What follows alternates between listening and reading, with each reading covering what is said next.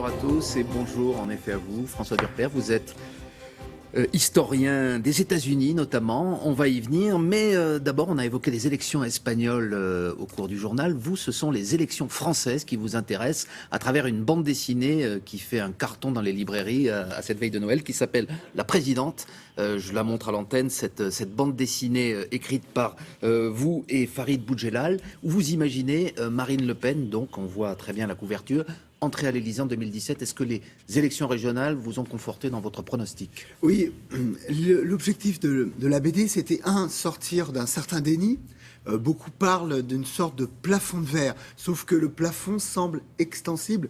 Et le plafond de verre, d'élection en élection, eh bien, il remonte. C'est-à-dire que le parti continue à voir ses électeurs augmenter. Puis la deuxième chose, c'était sortir de la normalisation, de dédiabolisation en désextrémisation. Ce qu'on a cherché à faire, c'est de se dire, on regarde ce que donnerait la victoire de Marine Le Pen dans 18 mois à l'élection présidentielle. Vous dites qu'il n'y a pas de plafond de verre et pourtant on a vu tout de même de confortables majorités gagner face à des candidats du Front National, face à Marine Le Pen en particulier, face à Marion Maréchal Le Pen en Provence-Alpes-Côte d'Azur. Est-ce qu'il n'y a pas tout de même aujourd'hui encore une majorité de Français, même si le vote FN augmente, qui ne veut pas du FN au pouvoir ? Alors, le deuxième tour des régionales, c'est plutôt une victoire sans conquête électorale qu'une défaite, parce qu'on ne peut pas appeler défaite le jour où le parti obtient le plus grand nombre d'électeurs de toute son histoire.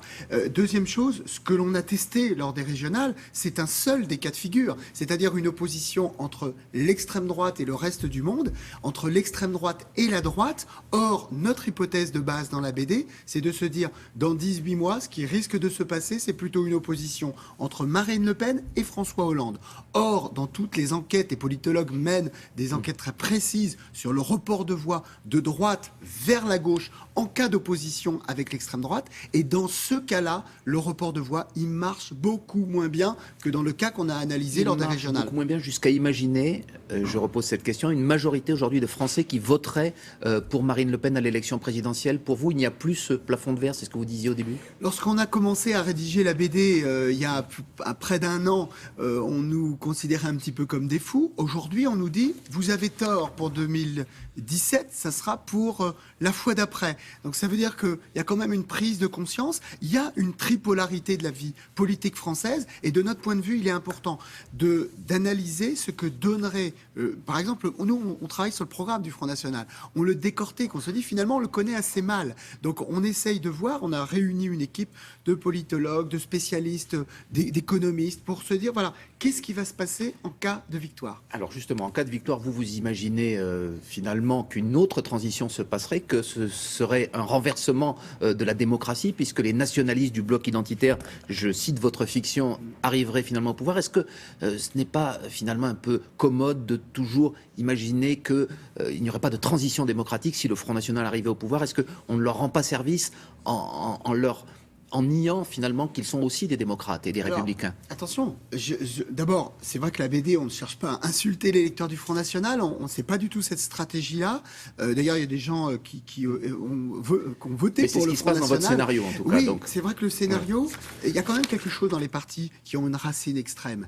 Ces partis font une campagne plutôt dédiabolisée, et arrivés au pouvoir, eh bien, ils se réextrémisent. C'est la leçon de l'histoire, alors même que les partis enracinés dans la démocratie et la République font l'inverse. Des promesses pendant la campagne, et ils gouvernent plutôt au centre. Ma question était plutôt, est-ce que vous n'êtes pas en train de rediaboliser le Front National par ce biais ? Mais à la lecture de notre scénario, non, parce que on essaye, à chaque fois qu'on a dû se poser la question de deux solutions, notamment sur le plan économique, on a toujours pris la solution qui était la plus favorable au Front National. Et en dépit de cela, eh bien, ça donne quand même une augmentation du chômage. Donc non, l'idée, c'était pas de caricaturer. Les lecteurs jugeront. Je le disais, vous êtes depuis longtemps un spécialiste de la politique américaine également, donc on va changer de continent. Est-ce que les Américains qui ont élu Obama il y a 8 ans, Barack Obama, peuvent en 2016 élire Donald Trump à leur tête? Alors, pour l'instant, Donald Trump écrase le reste des candidats dans la campagne, mais il faut quand même rappeler une chose, c'est qu'aucun électeur n'a pour l'instant voté. Ce ne sont que des sondages. Il y a une réalité, c'est d'abord que la presse, les médias, il a 25 fois plus de temps de parole que tous les autres candidats. Pourquoi un tel succès? Alors, d'abord parce qu'il y a une sorte de dégoût de la politique. Aux États-Unis, vous avez simplement 24% des Américains qui ont confiance dans leur politique. Donc ça veut dire que quelqu'un qui a l'air de parler vrai, qui a des déclarations qui sont quand même extrêmement contestables, eh bien ça plaît. Ça plaît pas à tous les Américains, hein. Ça plaît aux conservateurs du parti républicain. Mais en même temps, c'est très stratégique ce que fait Donald Trump. Il raconte pas tout et n'importe quoi. Quand il y a un débat sur l'immigration, il parle des Hispaniques et de la nécessité de faire un mur avec le Mexique. Quand il y a un débat sur le terrorisme, il dit aucun musulman doit rentrer sur le territoire américain. Prophétisé, prévu la victoire de Barack Obama alors qu'il n'était pas en tête dans les sondages. Est-ce que aujourd'hui, vous imaginez la victoire de Donald Trump l'an prochain?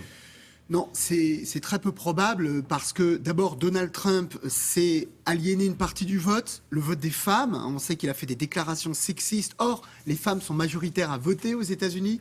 Et puis le vote des hispaniques. Et un républicain, pour gagner aux États-Unis, il doit avoir au moins 40% du vote hispanique.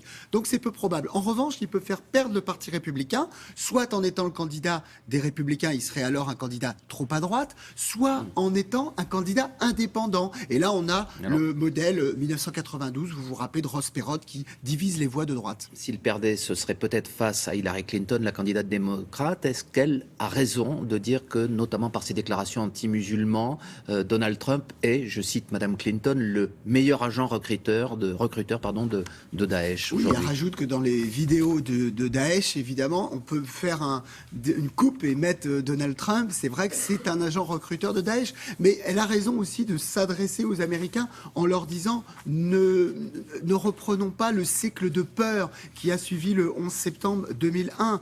Agissons avec discernement. Vous savez, il y a une majorité d'Américains aujourd'hui qui suivent plutôt Hillary Clinton que Donald Trump.